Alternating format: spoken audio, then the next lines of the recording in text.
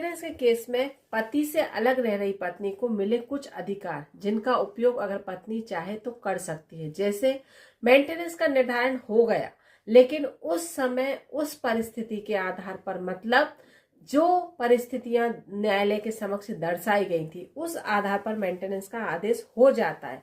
लेकिन बाद में कुछ परिस्थितियां पत्नी के सामने ऐसी निर्मित होती हैं जिनमें पत्नी सरवाइव कर पाए, ऐसा नहीं हो सकता। मतलब जो आदेश हुआ है, जो उसे मेंटेनेंस देने का तय हुआ है, उस मेंटेनेंस की राशि में पत्नी आगे सरवाइव कर पाए, ऐसा संभव नहीं है।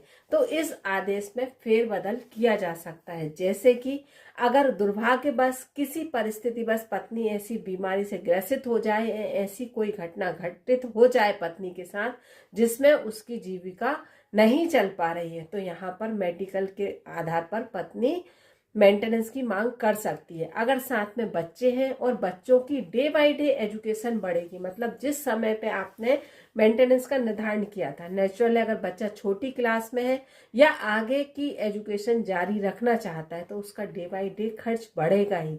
तो ऐसी परिस्थिति में भी पत्नी उन डॉक्यूमेंट का सहारा लेकर मेंटेनेंस की मांग कर सकती है। तो ऐसी कई परिस्थितियां, जैसे कि पत्नी जॉब करती थी, जॉब के आधार पर पति के द्वारा मेंटेनेंस का निर्धारण करवा दिया गया कि मतलब पत्नी की इतना तो पत्नी अर्न करती है, उसके बाद उसे जीविका का साधन, मतलब अक्सर केसेस में ये देखने को मिलता है कि पत्नी ट्यूशन पढ़ा रही है या कोई प्राइवेट स्कूल में जॉब कर रही है, तो इतना तो कम से कम पत्नी कमाती ही है।